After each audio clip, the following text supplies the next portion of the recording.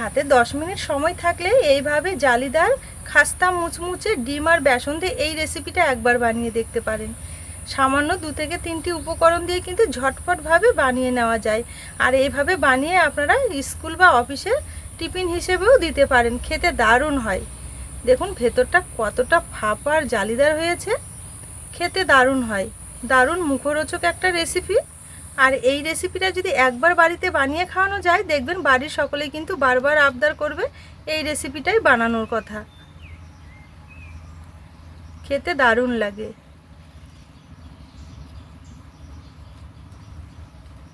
নমস্কার বন্ধুরা, নতুন রেসিপিতে আপনাদের সকলকে স্বাগত জানাই কাজলি ভিলেজ ফুড রান্নাঘরে। প্রতিদিনের মতো আজকে আবারও দারুণ একটা মুখরোচক রেসিপি নিয়ে চলে এসেছি। হাতের কাছে যদি 2 থেকে 3টি ডিম থাকে আর একটু যদি বেসন থাকে, তাহলে চটপটভাবে 10 মিনিটের মধ্যে একটা রেসিপি বানিয়ে নেওয়া যাবে মুখরোচকভাবে। তো সেরকমই একটা রেসিপি আপনাদের সঙ্গে আজকে শেয়ার করব। চলুন, আশা করছি আজকের রেসিপিটি আপনাদের অনেক বেশি পছন্দ হবে। আর আমার চ্যানেলে নতুন বন্ধু হয়ে থাকলে সবার আগে চ্যানেলটি সাবস্ক্রাইব করে পাশে থাকা বেল আইকনটি ক্লিক করবেন, যাতে সবার আগে নোটিফিকেশনগুলো আপনাদের কাছে পৌঁছে যায়।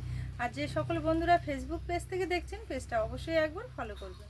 এখানে আমি 3খানা ডিম নিয়েছি, যেহেতু আজকে রেসিপিটা আমি ডিম দিয়ে তৈরি করব, তার জন্য 3টে ডিম নিয়েছি। ডিমগুলো একটু ভেঙে নিতে হবে। ডিমগুলো আজকে এই বাটিটাতেই ভেঙে নেব, তার জন্য এখানে একটা বড় বাটি নিয়েছি।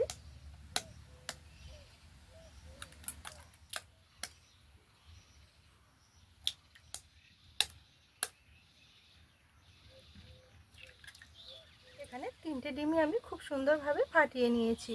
এবারে ডিমের মধ্যে নিয়ে নেব এখানে বড় সাইজের একটা পেঁয়াজ কুচি করে নিয়েছি। ঠিক এইভাবে একটু ছোট ছোট করে কেটে নিতে হবে, তাহলে ডিমের সঙ্গে খুব ভালোভাবে মিশে যাবে। আর নিয়েছি 4-5টে কাঁচা লঙ্কা। ঝালটা আপনারা আপনাদের নিজেদের পছন্দ মতো ব্যবহার করবেন। লঙ্কাটাও একইভাবে কুচিয়ে নিয়েছি। এর মধ্যে মশলাগুলো অ্যাড করব। এখানে নিয়েছি ধনে গুঁড়ো, আর দেবো একটু জিরের গুঁড়ো, আর দেবো একটুখানি কাশ্মীরি লঙ্কার গুঁড়ো, আর দেবো একটুখানি কালো জিরে।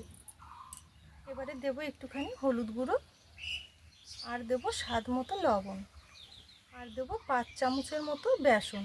বেসনটা নেওয়ার আগে অবশ্যই একটু ভালো করে চেলে নিতে হবে, তাহলে বেসনের মধ্যে যে ডেলা ভাবগুলো থাকে সেগুলো আর থাকবে না। এখানে সমস্ত উপকরণগুলো দেওয়া হয়ে গেছে। এবার একটা হুইক্সের সাহায্যে খুব ভালো করে একটু সব কিছু একসঙ্গে ফেটিয়ে নেব। বেসনের সঙ্গে ডিমটা কিন্তু খুব ভালো করে একটু ফেটিয়ে নিতে হবে। এখানে আমি সব কিছু একসঙ্গে 2 থেকে 3 মিনিট ভালো করে একটু ফেটিয়ে নিয়েছি। ব্যাটাটা কিন্তু খুব সুন্দরভাবে ভেজে নেওয়ার জন্য হয়ে গেছে। আর এখানে যত ভালো করে ফেটানো হবে রেসিপিটা কিন্তু ততটাই সুন্দর হবে, খেতেও ভালো লাগবে, আর তার সাথে দেখতেও কিন্তু অনেক বেশি সুন্দর হবে। আর এই রেসিপিটা বানানোর জন্য কিন্তু খুব বেশি সময় লাগে না। হাতে যদি 10 মিনিট সময় থাকে, ঝটপটভাবে বানিয়ে নিতে পারবেন। এই যে দেখুন, এখানে ব্যাটারটা খুব সুন্দরভাবে ফেটিয়ে নিয়েছি। ভেজে নেওয়ার জন্য পারফেক্টভাবে রেডি হয়ে গেছে। এবারে চলুন ভেজে নেব। আর এটা কিন্তু কোনো রকমের রেস্টেও রাখতে হবে না, সঙ্গে সঙ্গে ভেজে নিলেই হয়ে যাবে। ভেজে নেওয়ার জন্য উনুন জেলে একটা কড়াই বসিয়ে নিয়েছি। কড়াই নিয়ে নেব সামান্য একটু সাদা তেল। এগুলো ভাজতে কিন্তু খুব বেশি তেল লাগে না, অল্প তেল হলেই হয়ে যাবে। তেল ওইদিকে হালকা গরম হয়ে গেছে। এবারে আবারও ব্যাটারটা এইভাবে একটু নেড়ে চেড়ে অল্প অল্প করে ব্যাটার নিয়ে তেলের মাঝখানে ছেড়ে দেবো।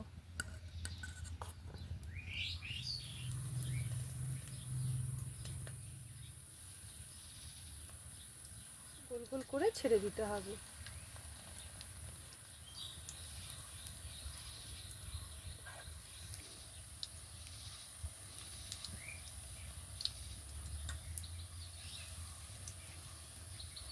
এগুলো তেলের মধ্যে দেওয়াও শেষ হবে, আর শুরু থেকে আবার উল্টেও দিতে হবে।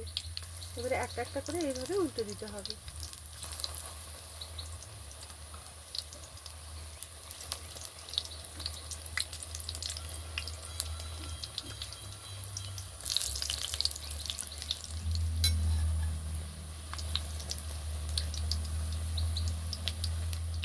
হালকা আছে খুব সুন্দর একটা কালার করে ভেজে নিতে হবে। আর এই সময় কিন্তু উনুনের আঁচটা একদমই হালকা রাখতে হবে। এগুলো ভাজতে কিন্তু একদমই সময় লাগবে না, 1 থেকে 1.5 মিনিটের মধ্যেই দেখবেন খুব সুন্দর করে ভাজা হয়ে যাবে। এই যে দেখুন, এগুলো হালকা আছে, 1 থেকে 1.5 মিনিটের মধ্যেই কিন্তু ভেজে নিয়েছি উল্টে পাল্টে খুব সুন্দরভাবে। আর কালারটাও দেখুন দারুণ এসেছে। এগুলো ভেজে নেওয়া হয়ে গেছে। এবারে তেল ছেঁকে তুলে নিতে হবে।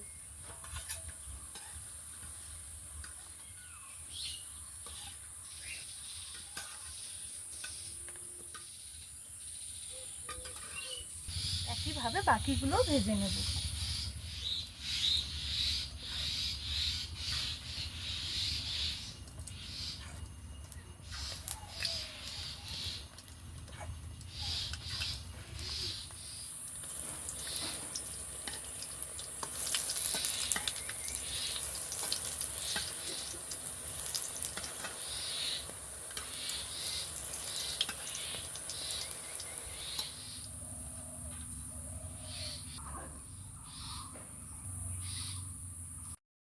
এই যে দেখুন, এখানে খুব সুন্দরভাবে গরম গরম পুরো এক থালা ভেজে নিয়েছি।